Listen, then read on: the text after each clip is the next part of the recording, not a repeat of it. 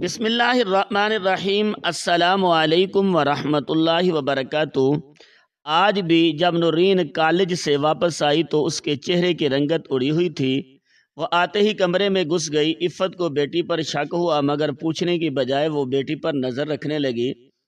ایک دن شام کو جب نورین اکیڈمی گئی، عفت نے اس کے پورے کمرے کی تلاشی لی اور جب بیڈ کا گدا اٹھا کر دیکھا تو عفت وہیں زمین پر گر گئی اور اپنا سر پیٹ کر رونے لگی، کیونکہ گدے کے نیچے میرا نام عفت ہے اور مجھے آج بھی وہ دن یاد ہے جب میرا شوہر اس دنیا سے چلا گیا تھا۔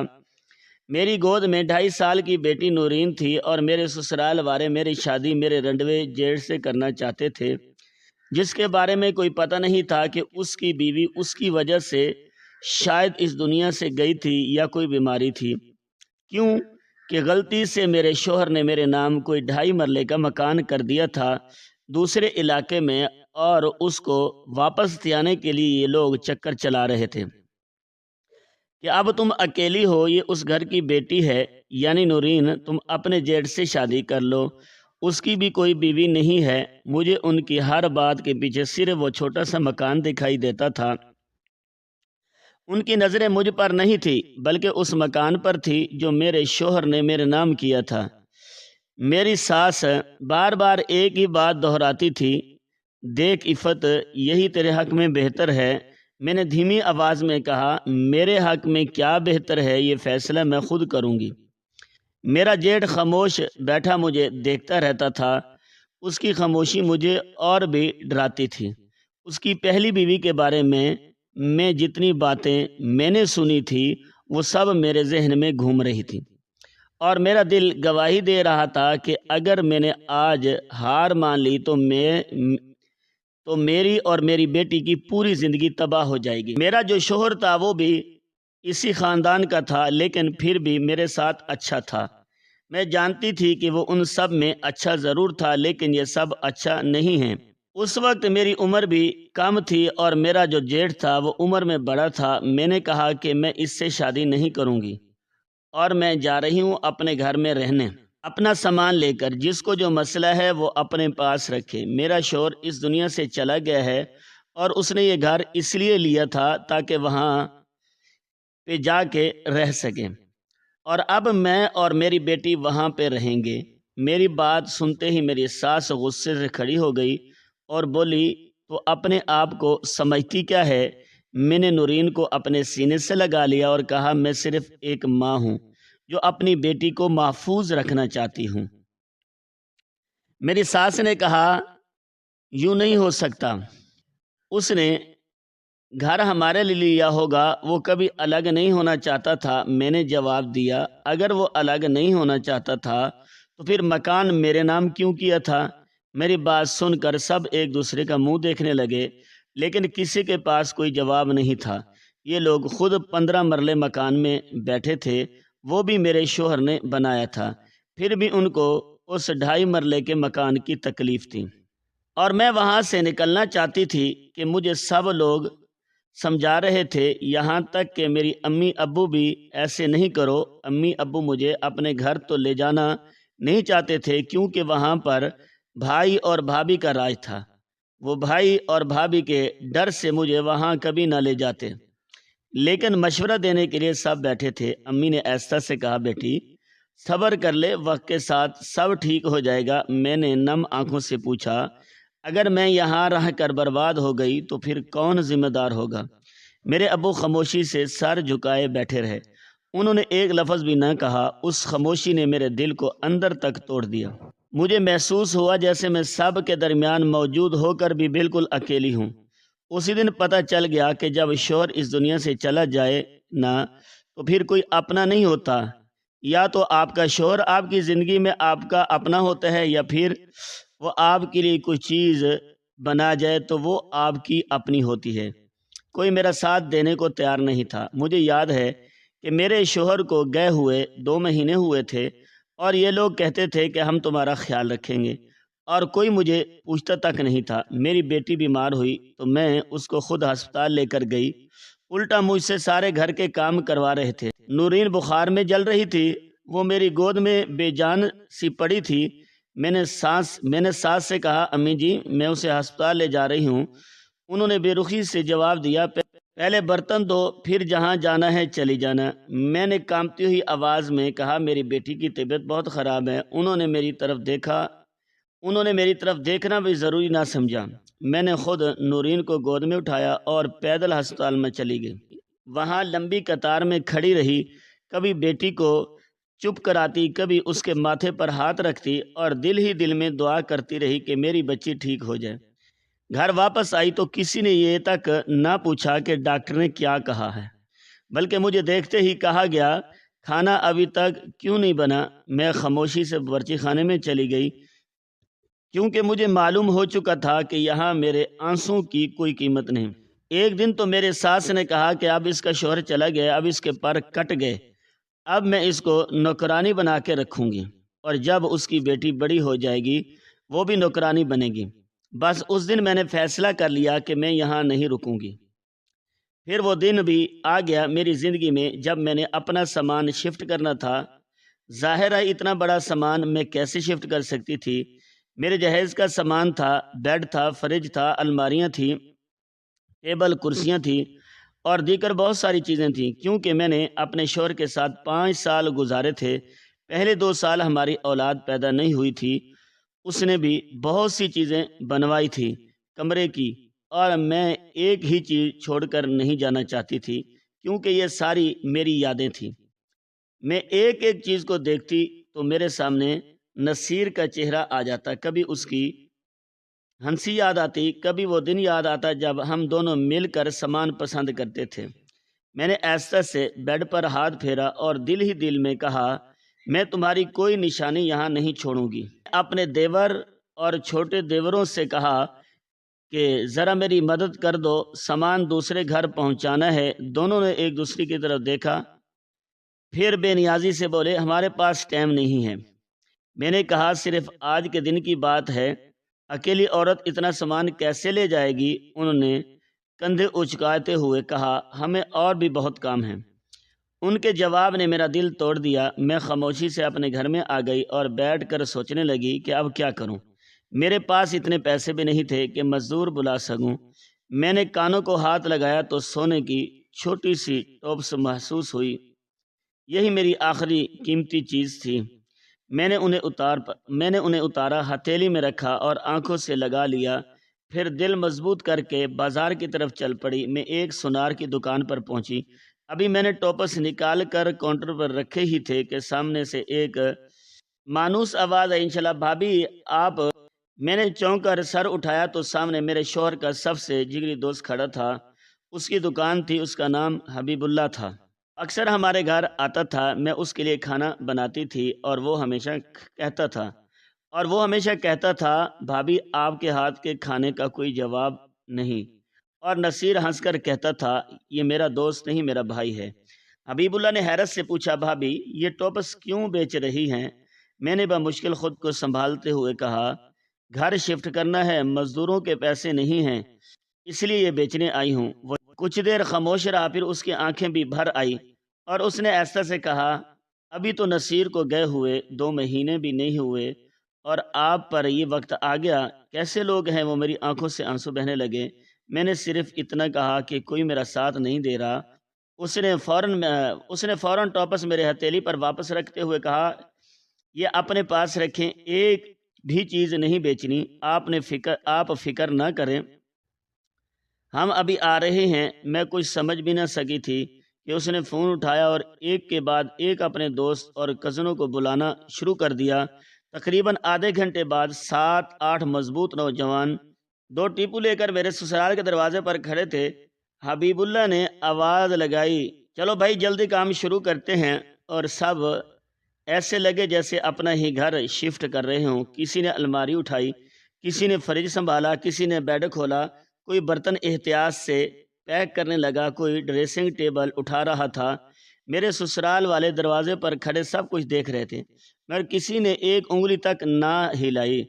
صرف 2-2.5 گھنٹے میں میرا پورا سامان ٹیموں میں منتقل ہو چکا تھا۔ پھر سب لوگ میرے نئے گھر پہنچے۔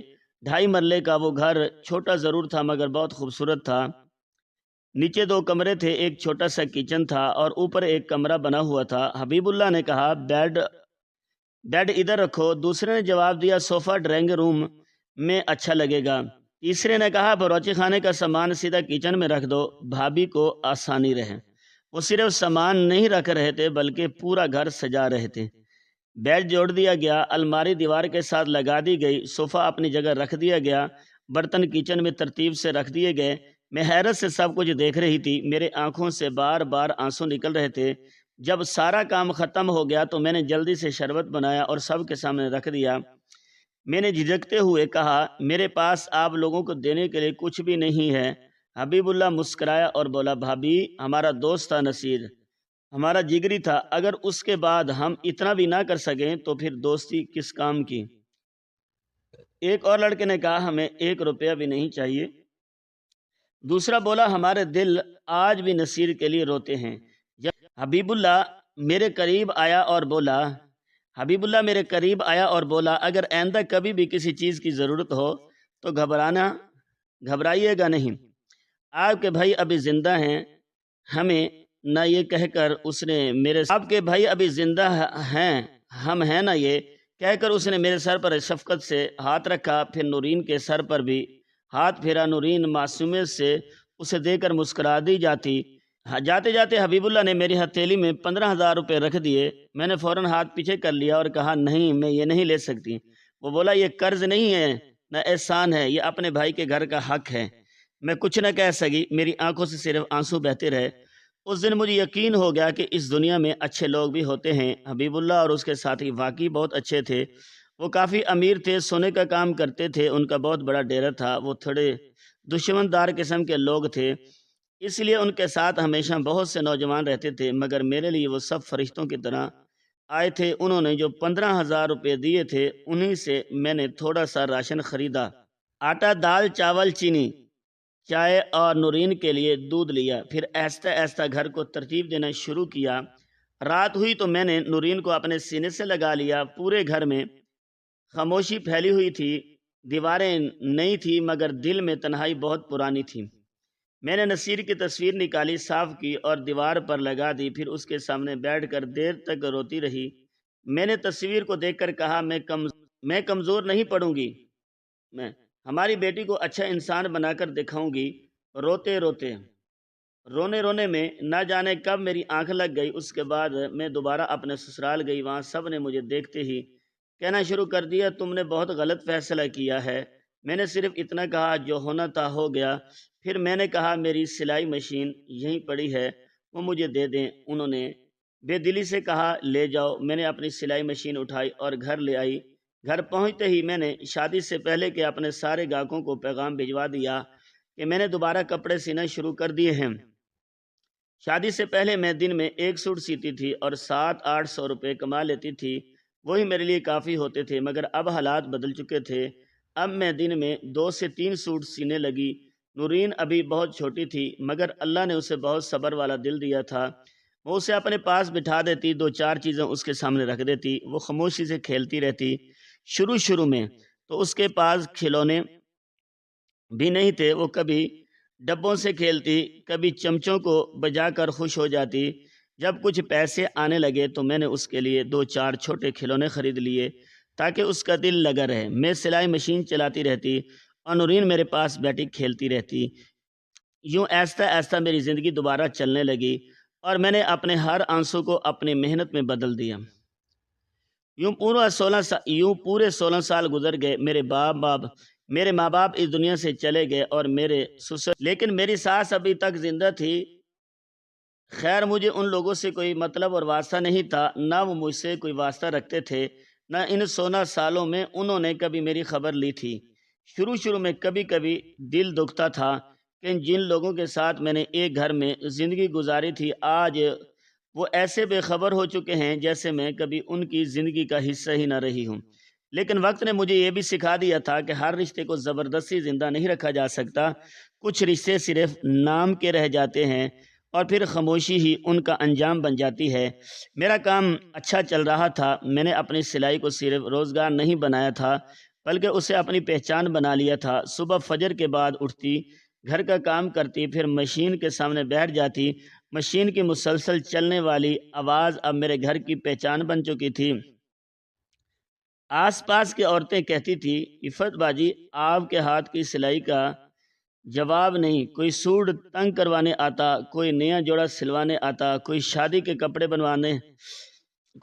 کپڑے بنواتا تو کوئی بچوں کے کپڑے۔ ایسا ایسا میرے پاس اتنا کام آنے لگا کہ میرے لیے اکیلے سنبھالنا مشکل ہو گیا۔ 2-3 لڑکیوں کو سلائی سکھائی، وہ آج اپنے گھروں میں بیٹھ کر کما رہی تھی۔ پھر میں نے سوچا کہ کیوں نہ باقاعدہ سلائی سکھانا بھی شروع کر دوں۔ جو بھی لڑکی سیکھنے آتی میں اسے 30,000 روپے لیتی اور 1 مہینے میں اسے مکمل کام سکھا دیتی۔ میں اسے کہتی اگر دل لگا کر سیکھو گی تو کبھی کسی کے آگے ہاتھ نہیں پھیلانا پڑے گا۔ وہ مسکرا کر جواب دیتی، استاد جی پوری محنت کریں گے۔ اس طرح میری نئی نئی طلبات بھی آتی رہتی اور میری مشین بھی مسلسل چلتی رہتی۔ گھر کے اخراجات بھی آرام سے پورے ہو جاتے اور کچھ نہ کچھ بچت بھی ہونے لگی تھی۔ میری بیٹی نورین بھی اب بڑی ہو گئی تھی۔ وہ اتنی خوبصورت تھی کہ پہلی نظر میں ہر کسی کی توجہ اس پر چلی جاتی تھی، مگر اس کی خوبصورتی سے زیادہ مجھے اس کی سادگی پسند تھی۔ آج کل وہ کالج میں پڑھتی تھی۔ میں نے گھر کا ایک کمرہ مکمل اس کے لیے مخصوص کر دیا تھا۔ اس کمرے میں اس کی کتابیں تھی، اس کی الماری تھی، اس کے پڑھنے کی میز تھی اور دیوار پر اس کی پسند کی چند تصویریں لگی ہوئی تھی۔ وہ اکثر شام کو اپنے کمرے میں بیٹھ کر پڑھتی رہتی اور میں سلائی مشین چلاتے ہوئے کبھی کبھی دروازے سے اسے دیکھ لیتی۔ میرے دل کو سکون ملتا کہ میری ساری محنت رنگ لا رہی ہے۔ میں نے اس کی زندگی کو ہر لحاظ سے اچھا بنانے کی کوشش کی۔ میں نہیں چاہتی تھی کہ اسے کبھی باپ کی کمی محسوس ہو۔ جب بھی وہ کسی چیز کی خواہش کرتی میں اپنی ضرورت روک کر پہلے اس کی خواہش پوری کرتی۔ میں خود سادہ کپڑے پہنتی مگر اس کے لیے اچھے اچھے سوٹ سیتی۔ میں چاہتی تھی کہ وہ ہمیشہ اعتماد کے ساتھ لوگوں کے سامنے جہاں جائے۔ میں یہ سوچ رہی تھی کہ شاید اب زندگی کے سارے امتحان ختم ہو گئے ہیں، شاید ابھی کوئی امتحان باقی تھا۔ ایک دن نورین کالج سے بہت دیر سے گھر آئی۔ میں دروازے کے پاس کھڑی اس کا انتظار کر رہی تھی۔ جیسے ہی وہ اندر آئی میں نے فوراً پوچھا، بیٹا آج اتنی دیر کیسے ہو گئی؟ اس نے بیگ کندھے سے اتارتے ہوئے کہا، امی آج پریکٹیکل تھا اس لیے دیر ہو گئی۔ میں نے اس کے چہرے کو غور سے دیکھا، پھر ایسا سے کہا، لیکن تمہاری دوست تو کافی پہلے آ گئی تھی۔ میں نے چھت سے دیکھا تھا۔ وہ ذرا سا رکی، پھر بولی، امی اس کا پریکٹیکل نہیں تھا نا، اس کی سٹنگ الگ ہے، میرے الگ ہے۔ میں سائنس تو پڑھ رہی ہوں، وہ آرٹس میں ہے۔ میں نے چند لمحے اس سے دیکھا، پھر کہا، اچھا ٹھیک ہے۔ میں بات وہیں ختم کر دی، مگر نہ جانے کیوں اس دن اس کی بات میرے دل میں کہیں رہ گئی۔ ظاہر ہے کہ میں اکیلی ماں تھی، اس لیے اپنی بیٹی کی چھوٹی چھوٹی حرکتوں پر بھی نظر رکھنی پڑتی تھی۔ میں نے اسے کبھی کسی چیز کی کمی محسوس نہیں ہونے دی تھی۔ اسے اچھا موبائل فون بھی لے کر دیا تھا۔ جب اس نے کہا تھا، امی انٹرنیٹ سے انسٹالمنٹ بنانی ہوتی ہیں، تو میں نے بغیر کچھ پوچھے اس کی بات مان لی تھی۔ میں اسے اچھا خاصا جیب خرچ بھی دیتی تھی تاکہ اسے کسی کے سامنے ہاتھ نہ پھیلانا پڑے۔ میں خود کپڑے سیتی تھی، اس لیے اس کے ہر سوٹ میں اپنی محبت بھی سی دیتی تھی۔ اس کی سہیلیاں اکثر ہمارے گھر آتی تھی، کبھی سب مل کر ہنستی تھی، کبھی چائے پیتی تھی، کبھی کسی انسٹالمنٹ پر باتیں کرتی تھی۔ میں انہیں دیکھ کر دل ہی دل میں خوش ہوتی اور اللہ کا شکر ادا کرتی کہ میری بیٹی کی زندگی اس کے حساب سے بالکل ٹھیک چل رہی تھی۔ مگر قسمت نے میرے لیے بھی ایک اور موڑ سنبھال رکھا تھا جس سے میں اس وقت پوری طرح بے خبر تھی۔ لیکن مجھے ایسا لگتا تھا کہ نورین مجھ سے آج کل کچھ چھپانے لگی ہے۔ وہ کالج سے آتی تو اس کا چہرہ اترا ہوا ہوتا تھا، رنگت بھی پہلے جیسی نہیں رہتی تھی، جیسے ہر وقت کسی سوچ میں گم رہتی۔ تو پہلے جیسے ہی گھر آتی، دروازہ کھولتی ہی آواز لگاتی، امی میں آ گئی ہوں، پھر سیدھی میرے پاس آ کر بیٹھ جاتی۔ کبھی کالج کی باتیں سناتی، کبھی اپنی سہیلیوں کا ذکر کرتی اور کبھی میری سلائی کے پاس بیٹھ کر باتیں کرتی رہتی۔ لیکن اب سب کچھ بدل گیا تھا۔ اب وہ خاموشی سے گھر میں داخل ہوتی، سیدھی اپنے کمرے میں چلی جاتی اور دروازہ بند کر لیتی۔ میں باہر سے آواز دیتی، نورین بیٹا دروازہ کھولو، کیا ہوا ہے؟ اندر سے بس اتنی آواز آتی، امی میری طبیعت ٹھیک نہیں ہے۔ میں کہتی، بیٹا ایک بار دروازہ کھولو۔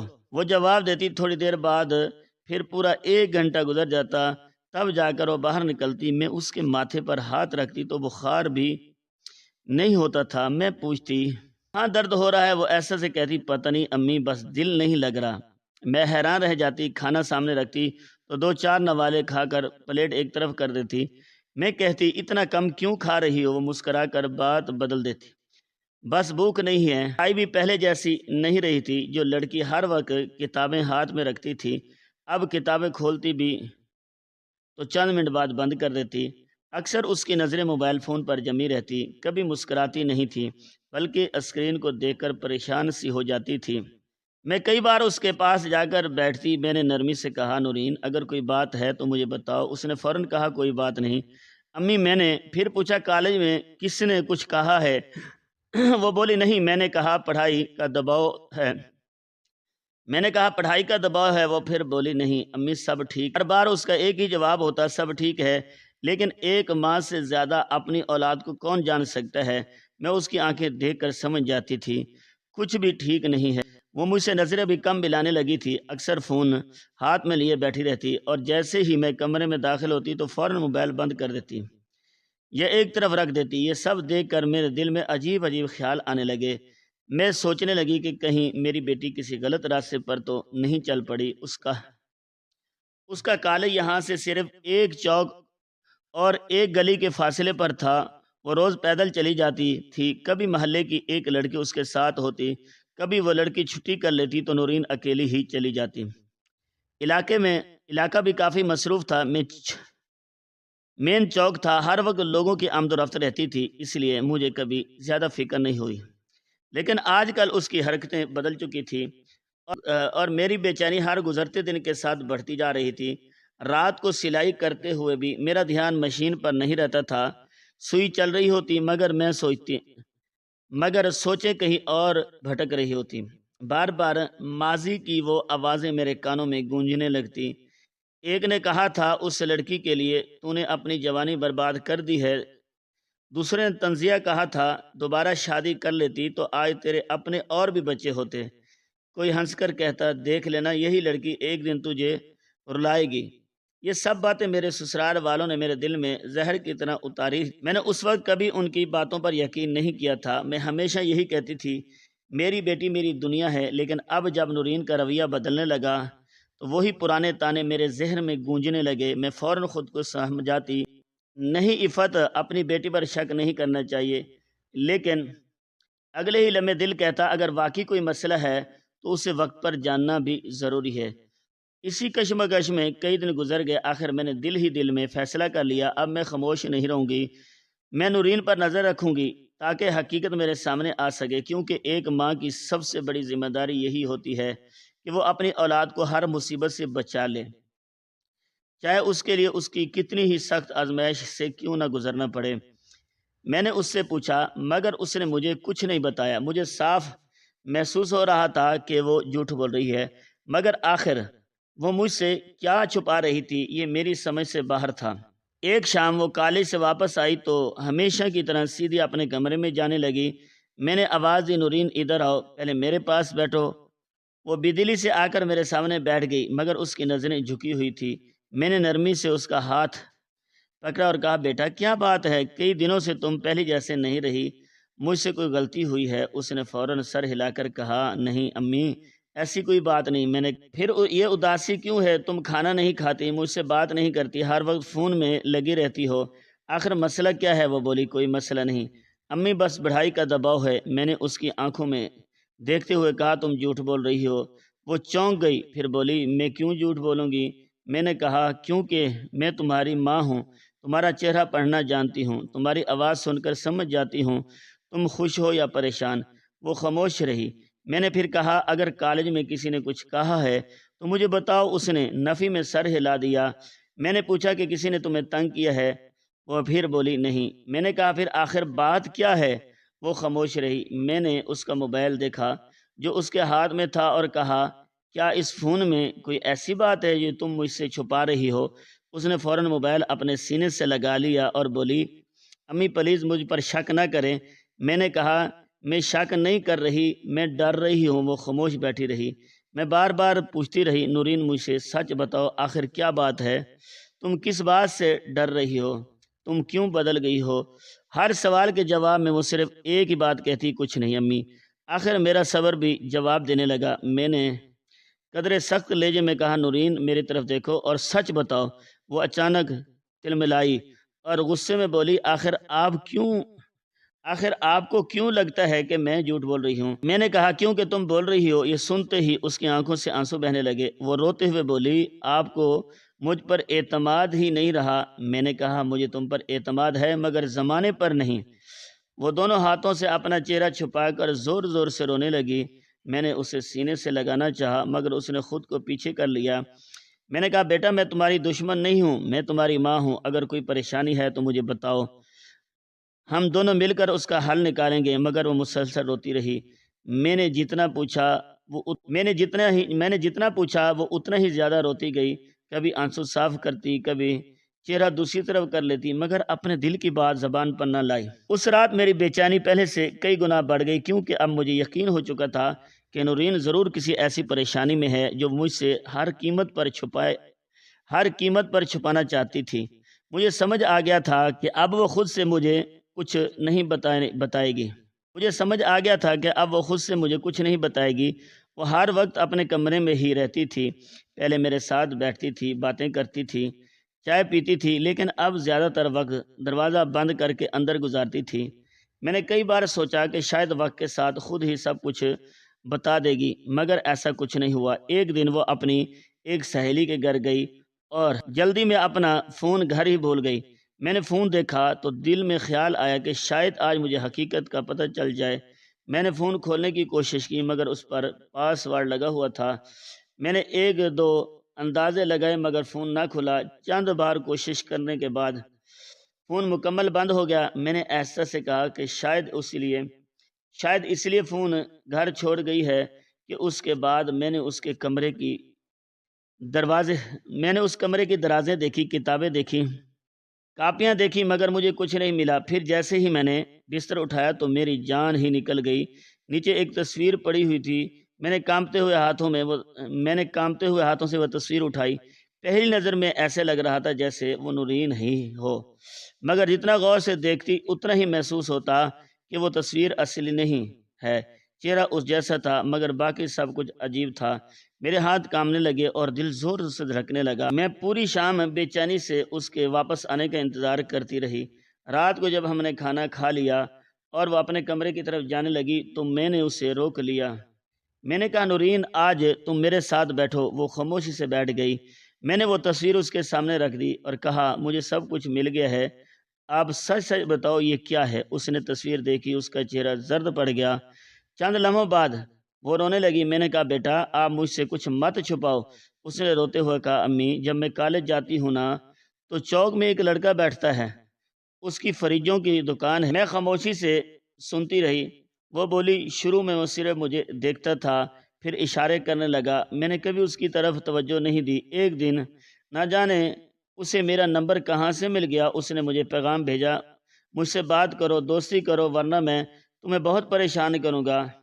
میں نے اس کی بات کا جواب نہیں دیا بلکہ اسے بلاک کر دیا۔ پھر اس نے دوسرے نمبر سے پیغام بھیجنے شروع کر دیے۔ ایک دن اس نے یہی جیلی تصویر مجھے بھیج دی۔ نورین زور سے رونے لگی۔ اس نے کہا، امی یہ میری تصویر نہیں ہے، یہ آج کل مصنوعی ذہانت سے بنائی ہوئی جیلی تصویر ہے۔ وہ مجھے بدنام کرنا چاہتا ہے، مجھے بلیک میل کر رہا ہے۔ میں نے پوچھا، تم نے مجھے پہلے کیوں نہیں بتایا؟ وہ بولی، امی مجھے ڈر لگتا تھا آپ یہی سمجھیں گے کہ شاید میرا ہی اس کے ساتھ کوئی تعلق ہے۔ حالانکہ میں نے کبھی اس سے بات تک نہیں کی۔ اس نے میری زندگی عذاب بنا دی ہے۔ اگر کبھی اس کے پاس لوگ نہ ہوں تو مجھے لگتا ہے وہ میرا راستہ بھی روک لے گا۔ اس کی بات سن کر میرا اندر کا خون کھول اٹھا۔ میں نے اس کے آنسو صاف کیے اور کہا، تم نے پہلے کیوں نہیں بتایا؟ بیٹا ہم اکیلے نہیں ہیں۔ اگلے ہی دن میں سیدھی حبیب اللہ کی دکان پر پہنچ گئی۔ وقت نے اس کے بالوں میں سفیدی ضرور بھر دی تھی مگر اس کی آنکھوں میں وہی جرأت تھی۔ میں نے اسے سارا واقعہ ایک ایک لفظ بتا دیا۔ میں نے کہا، اس لڑکے کا نام عثمان ہے، فریجوں کی دکان پر بیٹھتا ہے، لمبا قد ہے، بالوں کی پونی بناتا ہے، ہاتھوں میں کڑے اور انگوٹھیاں پہنتا ہے۔ حبیب اللہ نے میری پوری بات خاموشی سے سنی، پھر بولا، بھابی آپ گھر جائیں، اب آگے ہمارا کام ہے۔ میں گھر واپس آ گئی۔ ادھر حبیب اللہ اپنے تین چار ساتھیوں کو ساتھ لے کر سیدھا اس دکان پر پہنچ گیا۔ اب تو اس کے کزنوں کے بچے بھی جوان ہو چکے تھے۔ پورا چوک دیکھ رہا تھا۔ انہوں نے عثمان کو دکان سے باہر نکالا اور اس کی ایسی خبر لی کہ وہ گھبرا گیا۔ حبیب اللہ نے سخت آواز میں کہا، اگر آج کے بعد اس لڑکی کی طرف آنکھ اٹھا کر بھی دیکھا یا اسے ایک بھی پیغام بھیجا تو پھر تمہیں کوئی نہیں بچا سکے گا۔ عثمان کے چہرے کا رنگ اڑ گیا۔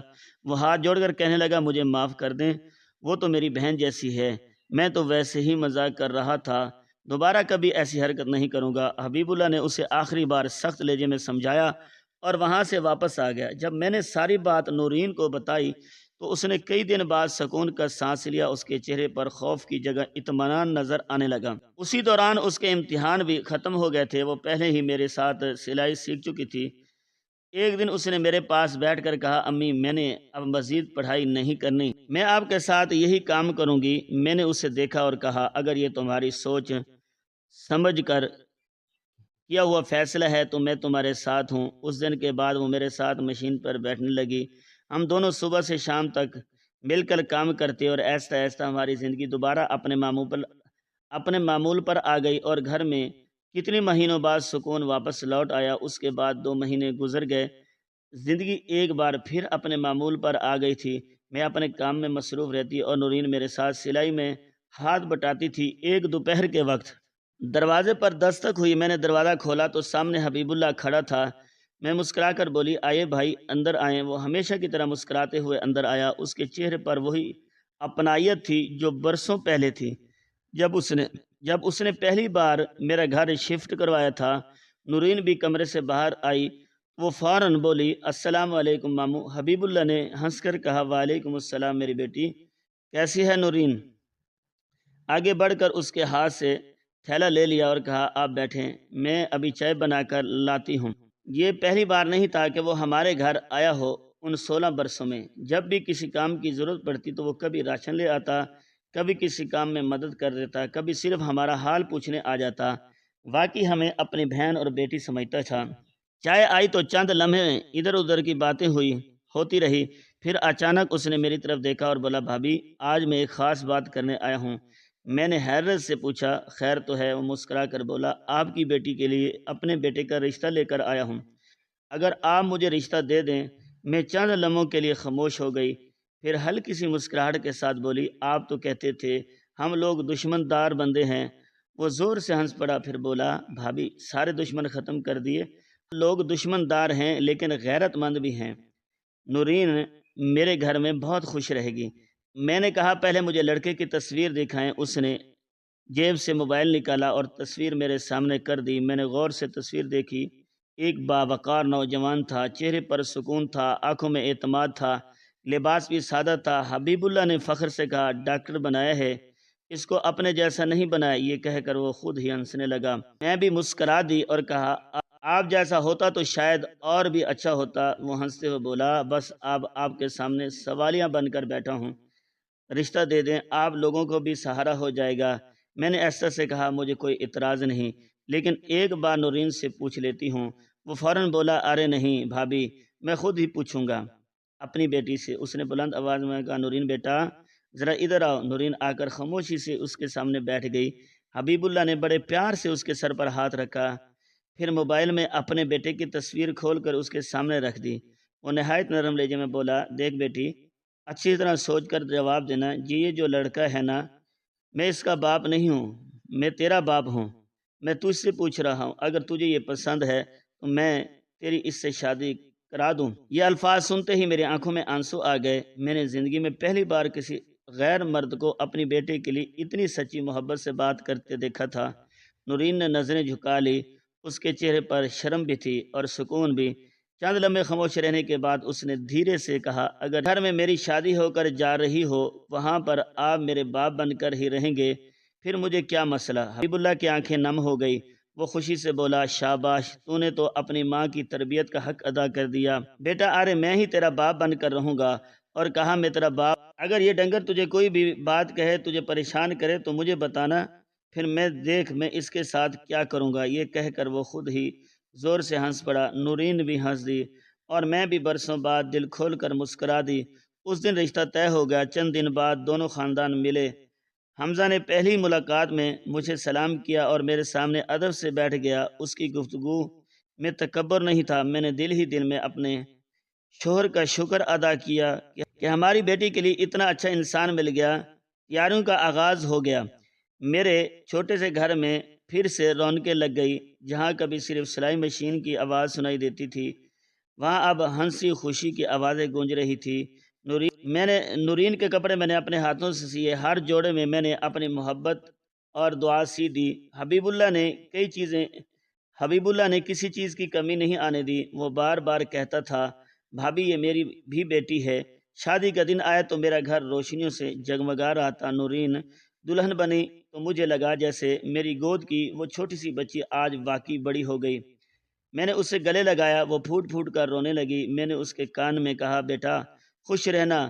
وہ بولی، امی آپ نے کبھی مجھے باپ کی کمی محسوس نہیں ہونے دی۔ میں نے اس کے ماتھے کو چوما اور خاموش ہو گئی۔ نکاح خیر و عافیت سے ہو گیا۔ حمزہ نے نورین کو عزت اور احترام کے ساتھ اپنے گھر لے گیا۔ اس دن میرے آنسو غم کے نہیں، خوشی کے تھے۔ حمزہ واقعی ڈاکٹر تھا، لیکن اپنے باپ کی طرح مضبوط کردار والا انسان بھی تھا۔ وہ بہادر تھا، باوقار تھا اور عورتوں کی عزت کرنا جانتا تھا۔ میں ہمیشہ سوچتی تھی کہ اصلی مرد وہ نہیں ہوتا جو صرف طاقتور ہو، اصلی مرد وہ ہوتا ہے جو اپنے کردار سے دوسروں کو تحفظ دے، اور حمزہ ایسا ہی انسان تھا۔ میں اپنے اسی گھر میں رہتی رہی، وہی 2.5 مرلے کا گھر جو میرے شوہر نے میرے نام کیا تھا۔ میں آج بھی وہیں سلائی کا کام کرتی تھی۔ نورین اکثر مجھ سے ملنے آتی، کبھی اکیلی آتی، کبھی حمزہ بھی ساتھ ہوتا، کبھی دونوں 2-4 دن میرے پاس ہی رک جاتے۔ حمزہ ہمیشہ کہتا، امی یہ گھر بھی میرا ہی گھر ہے۔ محلے والے بھی دیکھتے کہ میں اکیلی نہیں ہوں، میرے اپنے لوگ میرے ساتھ ہیں۔ ایک دن حبیب اللہ نے پھر کہا، بھابھی آپ بھی ہمارے ساتھ آ جائیں، اتنا بڑا بنگلہ خالی پڑا ہے، آپ یہاں اکیلی کیا کریں گی؟ میں نے مسکرا کر جواب دیا، بھائی یہ گھر میرے لیے میرے شوہر نے بنایا تھا۔ اگر میں نے یہ گھر چھوڑ دیا تو میری بیٹی کا میکہ ختم ہو جائے گا۔ جب میرا دل تنگ ہو جائے گا میں خود ہی آ جاؤں گی۔ وہ مسکرا کر بولا، یہ بھی اچھی بات ہے۔ وقت گزرتا رہا، میرا گھر آج بھی ویسا ہی تھا، مگر اب اس میں تنہائی نہیں تھی۔ ہر چند دن کے بعد نورین کی ہنسی سنائی دے جاتی، حمزہ کی آواز آ جاتی، حبیب اللہ کا بھی حال پوچھنے آ جاتا، اور میں دل ہی دل میں اللہ کا شکر ادا کرتی رہتی۔ جس بیٹی کے بارے میں لوگوں نے مجھے تانے دیے تھے، جس کے بارے میں کہا تھا ایک دن یہی تیرے لیے بدنامی کا باعث بنے گی، تیرا منہ کالا کروائے گی، آج وہی میرا سب سے بڑی خوشی تھی۔ وہ ایک ڈاکٹر کی بیوی تھی، پڑھی لکھی تھی، باوقار تھی، اپنے گھر کو محبت سے سنبھالے ہوئے تھی، ایک اچھے خاندان کی بہو تھی۔ سب سے بڑھ کر وہ آج بھی اپنی ماں کی عزت کرتی تھی۔ آج میں پوری طرح مطمئن تھی۔ رات کو جب سارے کام ختم ہو جاتے تو میں حسب معمول اپنے شوہر کی تصویر کے سامنے جا کر بیٹھ جاتی، تصویر صاف کرتی اور مسکرا کر کہتی، دیکھو نصیر تمہاری بیٹی بہت خوش ہے۔ پھر کچھ دیر بعد ہنس کر کہتی، سن رہے ہو نا، تم نانا بننے والے ہو، تمہارا داماد بہت اچھا ہے، وہ میرا بھی بہت خیال رکھتا ہے، میں بہت خوش ہوں۔ میں دیر تک تصویر کو دیکھتی رہتی، ایسے لگتا جیسے وہ خاموشی سے مجھے دیکھ رہا ہو، جیسے اس کے چہرے پر ہلکی سی مسکراہٹ ہو اور وہ دل ہی دل میں کہہ رہا ہو، عفت تم نے ہار نہیں مانی، تم نے ہمارا گھر بھی بچا لیا، ہماری بیٹی بھی سنبھال لی۔ تب میں آہستہ سے تصویر پر ہاتھ پھیرتی اور دل ہی دل میں اللہ کا شکر ادا کرتی کہ آزمائش چاہے کتنی ہی سخت کیوں نہ ہو، اگر انسان ہمت نہ ہارے تو ایک دن سکون ضرور اس کے دروازے پر دستک دیتا ہے۔